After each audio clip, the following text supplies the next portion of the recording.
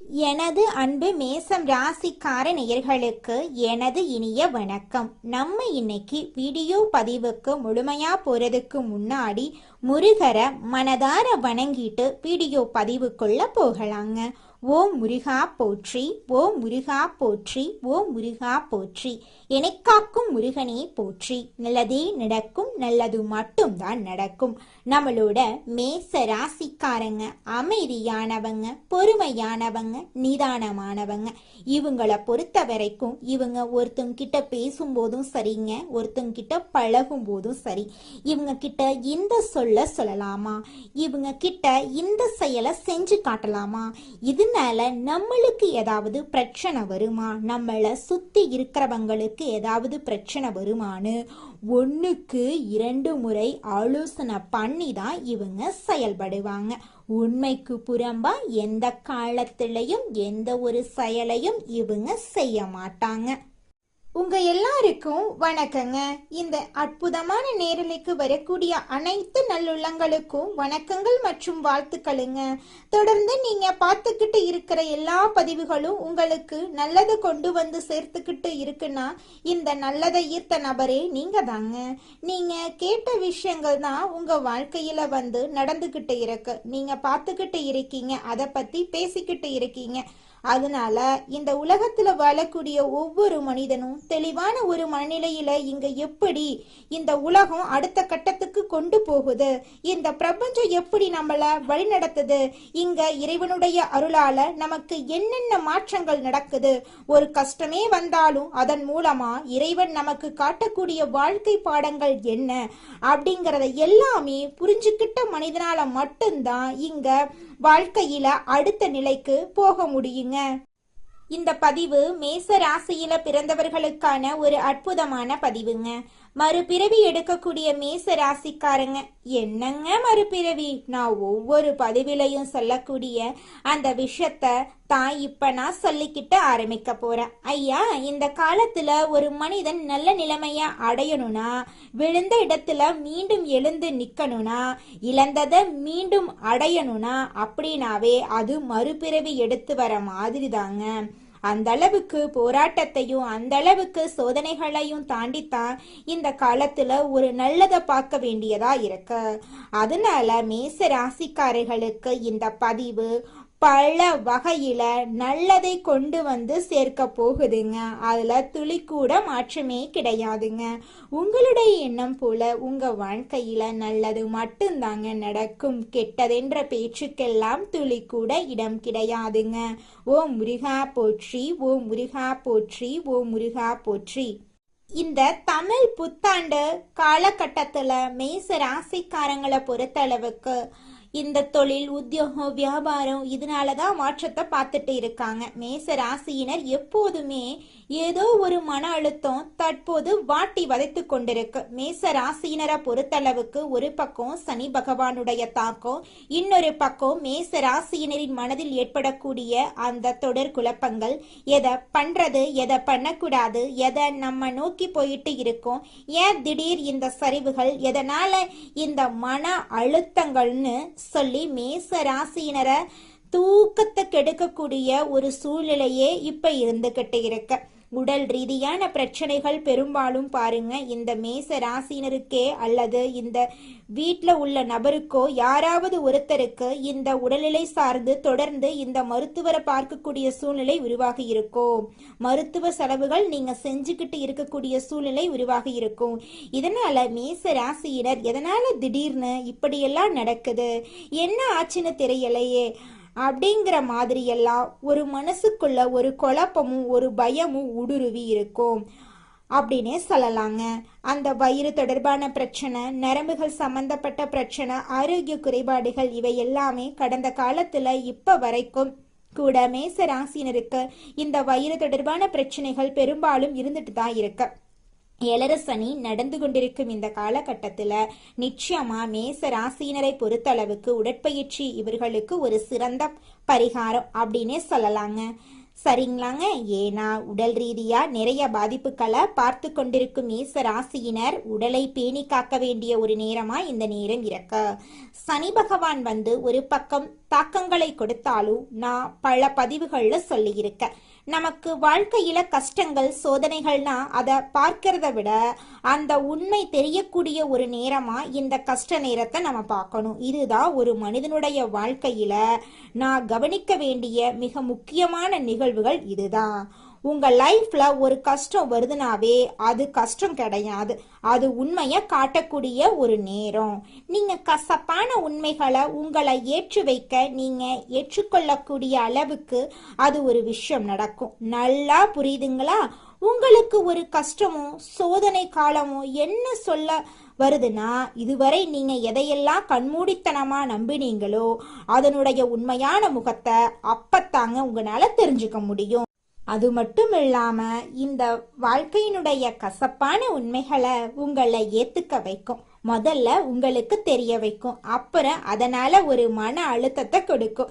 அதுக்கப்புறம் இதுதாண்டா இயற்கைன்னு நினைச்சு நீங்களே அதை ஏத்துக்குவீங்க. அப்ப இந்த மேச ராசியினருக்கு அவருடைய வாழ்க்கையில தற்போதைய சூழல சனி பகவானுடைய தாக்கத்துல பல உண்மைகள் சில கஷ்டங்கள் மூலமா தெரிய வரும். அது மட்டும் இல்லாம இந்த கசப்பான உண்மைகளை இயற்கையா நினைச்சு நீங்க ஏத்துக்குவீங்க. அது கரெக்டு, அது அப்படித்தான் நடக்கும், இதை ஒன்றும் பண்ண முடியாது, இதை ஒன்றும் மாற்ற முடியாது, நம்ம தான் நினைச்சிட்டு இருக்கோம் அப்படின்னு நம்ம சரியான முடிவுகளை எடுக்கக்கூடிய காலநிலை இந்த காலநிலையா அமைஞ்சிருக்குதுங்க. மேசம் ராசிக்காரர்களே, உங்களுக்கு இந்த சூழ்நிலை ஒரு பக்குவப்பட்ட மனநிலைய உங்களுக்கு உருவாக்கி கொடுக்குங்க. இந்த நேரத்துல வரக்கூடிய ஒவ்வொரு அனுபவங்களும் உங்க வாழ்க்கையில பெரிய மாற்றத்தை ஏற்படுத்துங்க.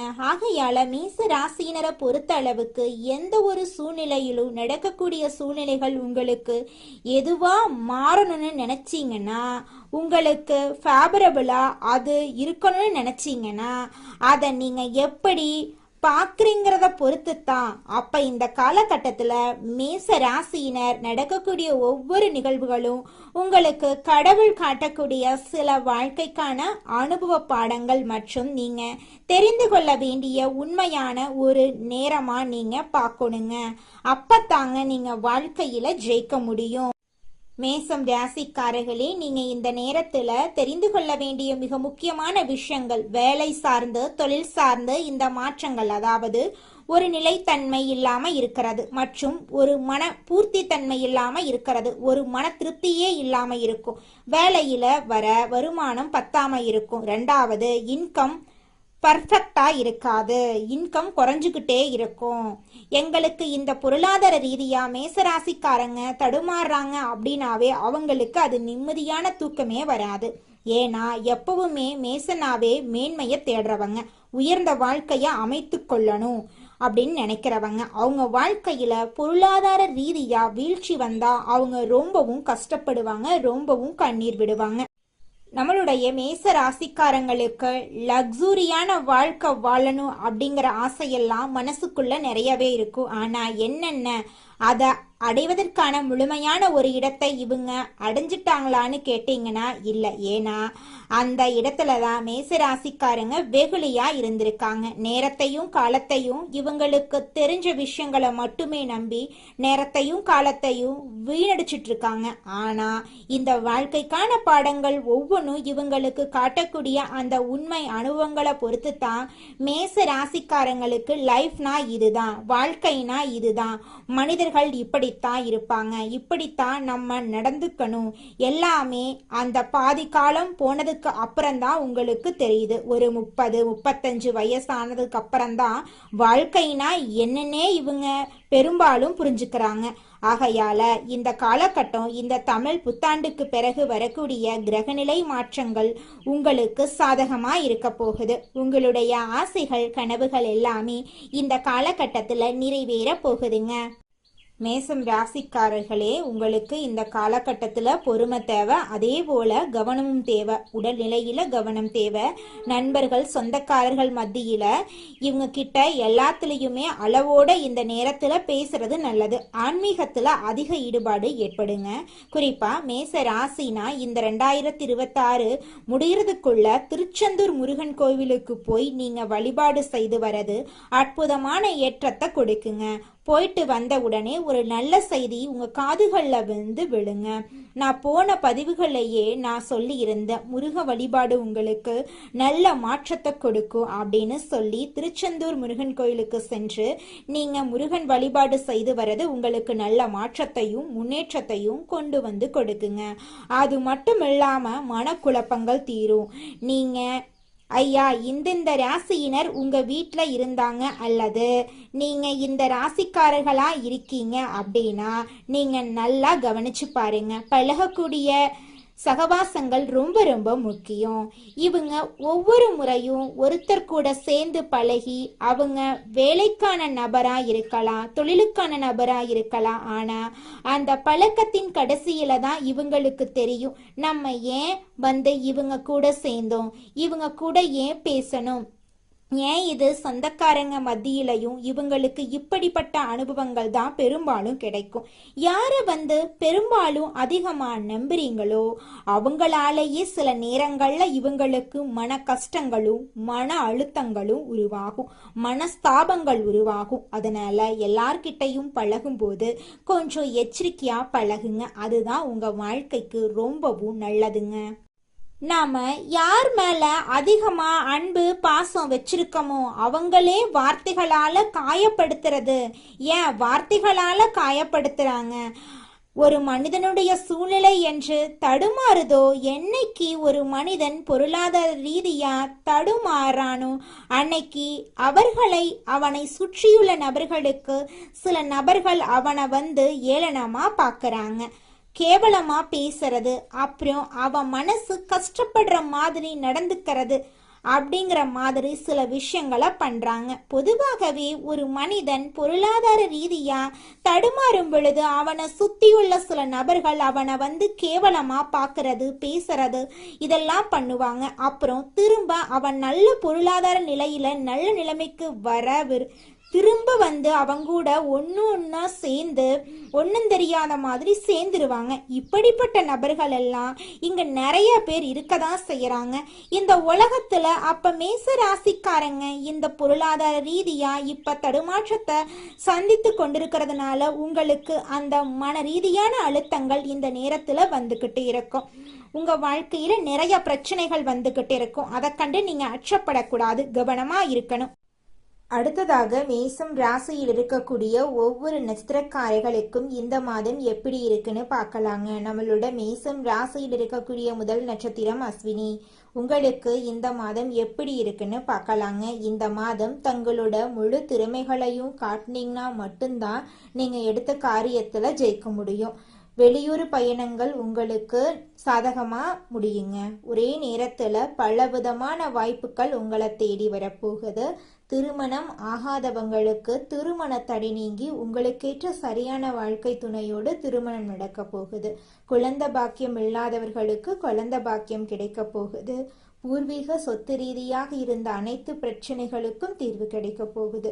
உங்க கையில செல்வாக்கு அதிக அளவுல இருக்க போகுது. இது நாள் வரைக்கும் நீங்க பணங்காசு 4-5 பேர்கிட்ட கடன் வாங்கி வாழ்ந்திருப்பீங்க. ஆனா இனி வரக்கூடிய காலங்கள்ல நீங்க 4-5 பேருக்கு பணங்காசு கடன் கொடுக்கக்கூடிய அளவுக்கு செல்வாக்குல உயர்ந்த வாழ்க்கைய வாழ போறீங்க. அடுத்ததாக நம்முடைய மேசம் ராசியில் இருக்கக்கூடிய நட்சத்திரம் பரணி. உங்களுக்கு இந்த மாதம் எப்படி இருக்குன்னு பார்க்கலாங்க. இந்த மாதம் எதிர்பார்த்த காரியங்கள் திருப்திகரமா முடியும். நெருக்கடியாக இருந்த பிரச்சனைகள் நீங்க போகுது. பணவரத்து அதிகரிக்கும். திட்டமிட்ட காரியங்களை சிறப்பா செஞ்சு முடிப்பீங்க. பயணங்களும் அவற்றால நன்மைகளும் உண்டாகும். சொன்ன சொல்ல காப்பாற்ற பாடுபடுவீங்க. உங்க குடும்பத்துல இது நாள் வரைக்கும் இருந்த அனைத்து பிரச்சனைகளுக்கும் தீர்வு கிடைக்க போகுது. உங்களை வேண்டான்னு உதறி தள்ளிட்டு போன சொந்த பந்தங்கள் எல்லோருமே உங்களை தேடி வரப்போறாங்க. பூர்வீக சொத்து ரீதியாக இருந்த அனைத்து பிரச்சனைகளுக்கும் தீர்வு கிடைக்க போகுது. குழந்தை பாக்கியம் இல்லாதவர்களுக்கு குழந்தை பாக்கியம் கிடைக்க போகுது. புதுசா நிலம் வாங்க போறீங்க, வீடு கட்ட போறீங்க, ஆடை ஆபரணங்கள் எல்லாம் வாங்க போறீங்க. உங்களுடைய மனக்கவலைகள் காணல் நீரா கரைஞ்சு போக போகுது. உங்களுடைய உடல்நிலை ஆரோக்கியமா இருக்க போகுதுங்க. அடுத்ததாக நம்முடைய மேசம் ராசியில் இருக்கக்கூடிய நட்சத்திரம் கார்த்திகை 1ஆம் பாதம். உங்களுக்கு இந்த மாதம் எப்படி இருக்குன்னு பார்க்கலாங்க. இந்த மாதம் மற்றவர்கள் மேல் இரக்கம் ஏற்பட போகுதுங்க. நீண்ட நாட்களாக இருந்த பிரச்சனைகள் தீரப்போகுது. குடும்பத்துல குதூகலமான சூழ்நிலை ஏற்பட போகுது. கணவன் மனைவிக்கிடையே நெருக்கம் அதிகரிக்க போகுது. பிள்ளைகள் மூலமா பெருமை உங்களுக்கு சேரப்போகுது.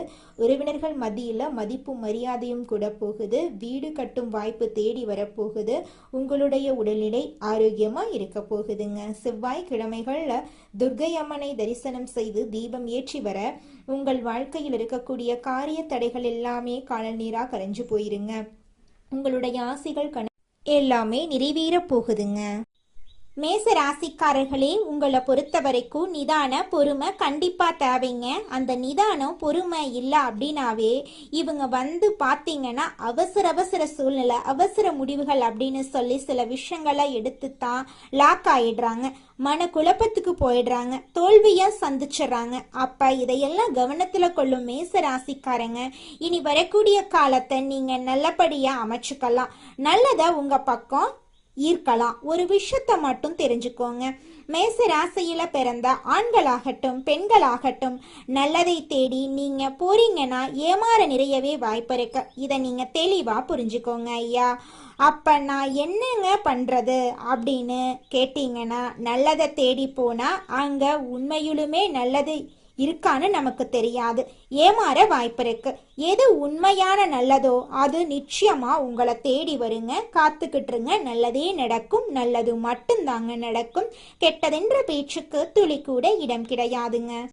உங்க வாழ்க்கையில சந்தோஷம் நிலைச்சிருக்க நீங்க செய்யக்கூடிய பரிகாரம் என்ன பார்த்தீங்கன்னா, உங்க வீட்டுக்கு பக்கத்துல இருக்கக்கூடிய விநாயகர் ஆலயத்துக்கு போயிட்டு விநாயகர் கிட்ட உங்க வாழ்க்கையில இருக்கக்கூடிய நிறை குறைகளை சொல்லிக்கிட்டு வாங்க. கூடிய விரைவில் உங்க வாழ்க்கையில இருக்கக்கூடிய அனைத்து பிரச்சனைகளும் காணல் நீரா கரைஞ்சு போயிருங்க. வினை தீர்ப்பான் விநாயகர்னு சொல்ற மாதிரி நிச்சயமா விநாயகர் உங்க வாழ்க்கையில் இருக்கக்கூடிய அனைத்து பிரச்சனைகளையும் காணல் நீரா கரைய செஞ்சிருவாருங்க. நன்றி, வணக்கங்க.